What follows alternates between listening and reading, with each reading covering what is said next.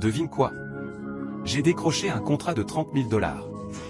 La voix d'Amandine tremblait d'excitation pendant qu'elle sortait de la maison, téléphone collé à l'oreille. Trop concentrée sur son appel, elle posa distraitement son sac devant le portail, sans même y prêter attention.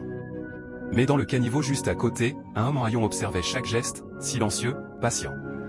En quelques secondes, profitant de son inattention, il récupéra discrètement l'argent contenu dans le sac, puis disparut comme une ombre. Ignorant totalement ce qui venait de se passer, Amandine termina son appel avec le sourire, reprit son sac et se dirigea vers la banque, convaincue que tout était encore là.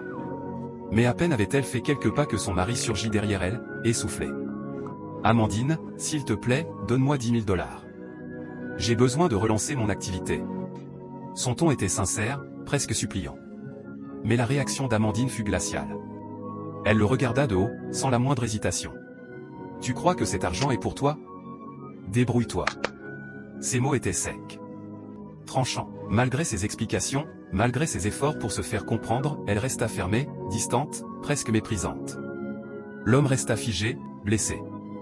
Une seule question lui traversait l'esprit, est-ce vraiment la femme pour qui j'ai tout donné autrefois? Convaincue d'avoir tout sous contrôle, Amandine tourna le dos à son mari et poursuivit tranquillement sa route vers la banque. De son côté, l'homme resta figé un instant, puis rebroussa chemin, le cœur lourd. Mais à peine s'était-il retourné qu'un autre homme sortit discrètement de sa cachette. C'était le jardinier. Après une courte salutation, il sortit une liasse d'argent et la présenta à son patron. Surpris, ce dernier demanda immédiatement « D'où vient cet argent ?» Le jardinier répondit calmement « Je l'ai récupéré dans le sac de votre femme. » Puis il ajouta, avec sincérité, « Hier soir, je vous ai vu lui demander de l'aide, et elle a refusé. Alors j'ai décidé de vous soutenir, à ma manière. » Le mari resta sans voix. Touché. Choqué.